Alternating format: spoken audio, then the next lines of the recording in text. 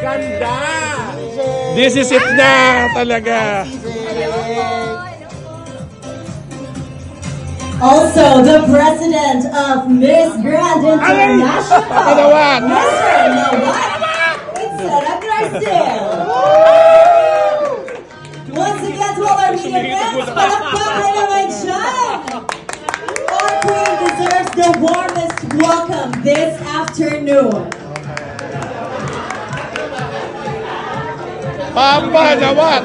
And I am sure everyone is excited for CJ, and we cannot wait to hear from her and Mr. Nawat as well. But CJ, sit back and relax, because now... Hello mga kahabibi, nakakatuwa at nakaka-inspire talaga. At of course, si Daddy Nawat nasa Manila na at homecoming nga ni CJ Oropesa. So talagang maraming natuwa at of course may mga niga rin na nagsasabi na bakit hindi naman siya yung nanalo, hindi naman kumbaga mga kahabibi, tingnan natin mga kahabibi na every time na may crown any kind of mapa international man yan or mapa local, di ba, pag not fulfilled blah blah blah and so on, di ba, yung first runner up yung sasalo. So it's na talaga common sense na ginagawa po yan. So si CJ naman ginagawa lang niya yung side niya, and of course yun yung ng organization na buo ang desisyon nila na yung first runner up yung mag-handle at ng role and responsibilities kung hindi magampanan or nagampanan naman ni Miss India, Miss Grand India 2024 yung responsibility niya bilang isang nanalo pero nag-step down. So sino yung kukuha ng crown? So sana maintindihan din ninyo na hindi kasi sinasabi nila gusto ng tira-tira, hungry sa crown. So guys, hindi natin masasabi ang Pilipinas na nagugutom sa crown kasi nga tayo sawang-sawa, ang dami na nating crown. Can you imagine mapa small naman yan o mapa Miss Universe or so hindi daming crown na nakuha na po ng Pilipinas. So wala na po tayong ibagsigawan pa natin sa buong mundo na talagang nagugutom tayo sa crown kasi marami tayong crown, hindi lang sa sa local or sa international man yan. So lahat, kahit mapaliit na man yan na beauty pageant contest ang pinuntahan ng isang Pilipina or Pilipino,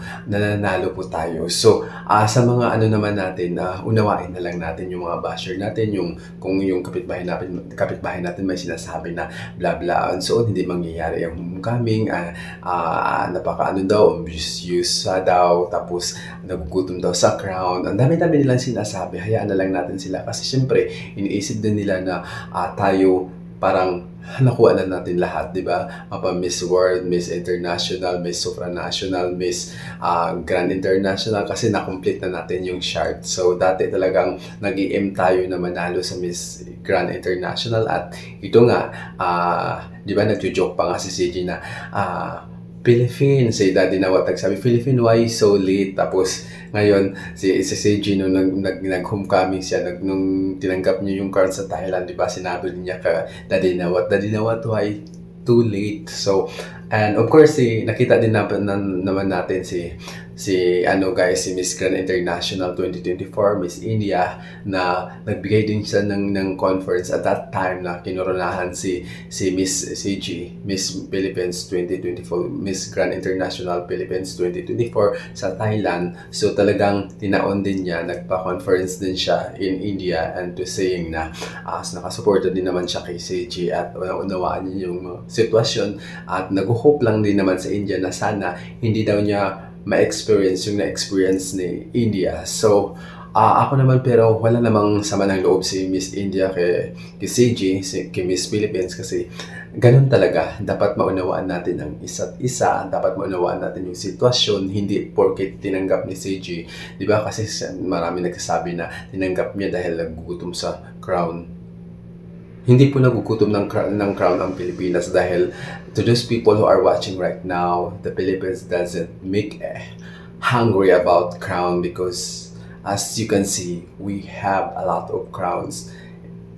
even local or international. So we already destined to have a crown. So I hope that you really understand that it is all about the organization, and decided to sit to give the crown to first runner up. And this is really this is really happening even when the crown starting, to if the winner did not fulfill the role and responsibilities, blah blah and so on, the first runner up will be, diba, in charge, or siya yung makukoronahan. So sana, I hope that you listen for that kind of situation na nangyayari talaga at sinasabi po talaga nung crowning time. So I hope that naunawaan ninyo. I hope that hindi kayo magbibis lang about sa nakikita ninyo sa social media. And of course, I'm happy for the Philippines. I'm happy for CG Faisal for getting for the crown for Miss Grand International 2024. Even top that it is a short time, I think 5 months lang. So I hope na magampanan ni CG yung responsibilities being the win Miss Grand International 2024. So I'm happy to her, and of course, yun na nga, may homecoming sila, kaya dumating si Nawat ngayon today, and to support and to open forum kung ano ba talaga yung nangyari, kung ano ba yung dapat nating kung ano yung mga trabaho na nilatag nila kay CJ, being the Miss Grand International 2024, even it is the short time ni CJ, nagampanan ang role bilang isang Miss Grand International 2024. So siyempre marami sila mga roles, mga trabaho na gagawin si CJ, and of course after ng coronation, di ba, niya sa Thailand, umuwi ka agad siya. Parang ano lang, di ba? Parang nag-travel lang sa isang lugar na malapit like Manila, tapos bumalik na kasi nga si CJ busy tao. Even naman na first runner-up lang siya. Hindi mahirap po maka first runner up. Sa dami po ninyo 80 plus kayo magko-compete din, 'di ba? Parang nanalo ka na suntok sa buwan na makuha mo yung first runner up. So hindi ko nilalang ang first runner up. So even top that, CG get the crown na at that time hindi siya nag-spend time in Thailand because ang dami po siyang trabaho. Hindi po sana maunawa. I hope that those people who are bashing Seiji getting the first runner-up, Seiji have a lot of project, has a lot of work to do, a busy person, earning for her side, that talagang marami siya. She's not just lay down, sleep, and blah blah and so on. No, Seiji has a lot of project, a lot of a busy person.